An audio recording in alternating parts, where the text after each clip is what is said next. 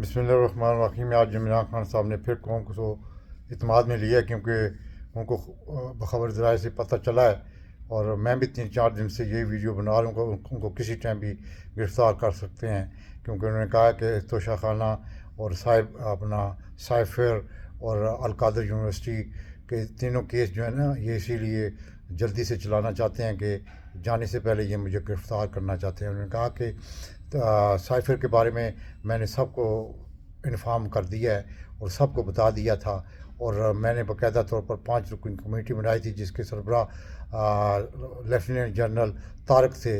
लेकिन उन्होंने पहले मान गए और उसके बाद उन पर दबाव डाला गया, और वो उन्होंने कहा जी मैं इन्वेस्टिगेशन नहीं कर सकता।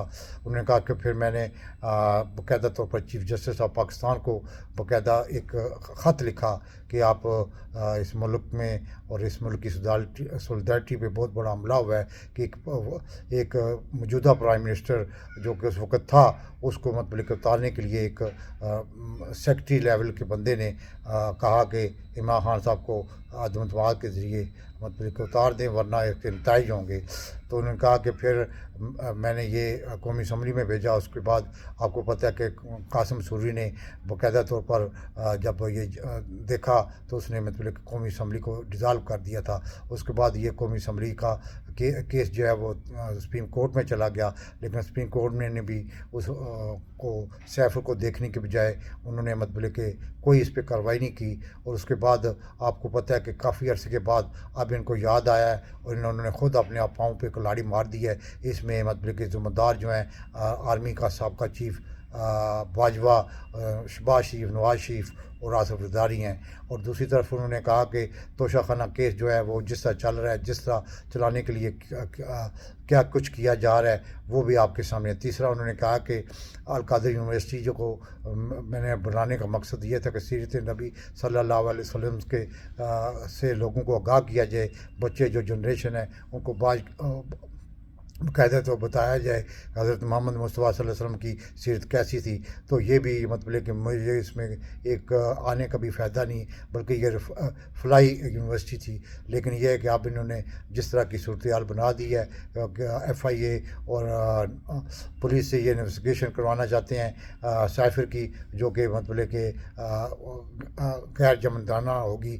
मैं इसीलिए कहता हूँ तस्बे मबनी होगी। मैं इसलिए कहता हूँ कि अगर इस साइफर की तहकीकात करनी है तो जुडिशल कमीशन बना के और हाज़िर सरवर समीर को जज से करवाई जाए, ताकि इसमें पता लगे कि हमारे मुल्क की सलामती ख़तरे में थी, हमारे मुल्क की गैरत ख़तरे में थी, हमारे मुल्क के एक सबका, मैं अपना बात नहीं कर रही, प्राइम मिनिस्टर की बहुत बड़ी तौहीन थी।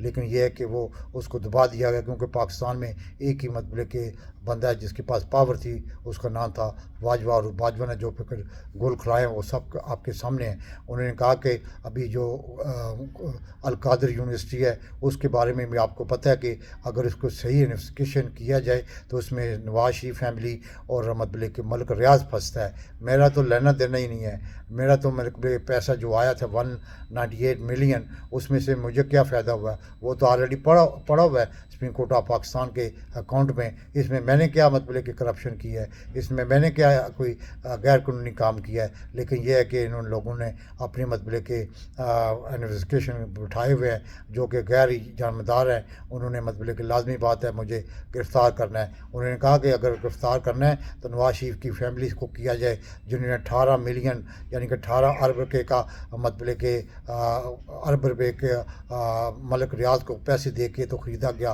तो पूछा जाए कि 18 अरब रुपया उनके बच्चों के पास कहाँ से आया, किस तरह आया? लेकिन यह है कि यहाँ उल्टी गंगा बहती है। यहाँ पाकिस्तान में जो कुछ हो रहा है वो एक मायदे के मुताबिक हो रहा है। अब इस हुकूमत ने लाजमी बात है कि मुझे जाने से पहले गिरफ़्तार लाजमी करना है, चाहे जो मर्ज़ी हो जाए, क्योंकि इनकी अब आखिरी जो है ख्वाहिश भी है और ये मायदा भी हुआ है। आसिम मुनीर और बाजवा से बाकायदा मायदा हुआ था कि इमरान खान साहब को लाजमी गिरफ़्तार करना है। अगर अभी नाइल तो नहीं करवा सकते, लेकिन गिरफ़्तार लाजमी इन्होंने करना है। इसलिए मैं अपनी अवाम और अपनी कौम को बताना चाहता हूँ कि ये हक़ाइक़ हैं जिसकी वजह से मैं मतलब कि मुझे पता लग रहा है, और मैं ये आपको बताना इसलिए चाहता हूँ कि आपको भी पता होना चाहिए कि आपका लीडर क्या कर रहा है।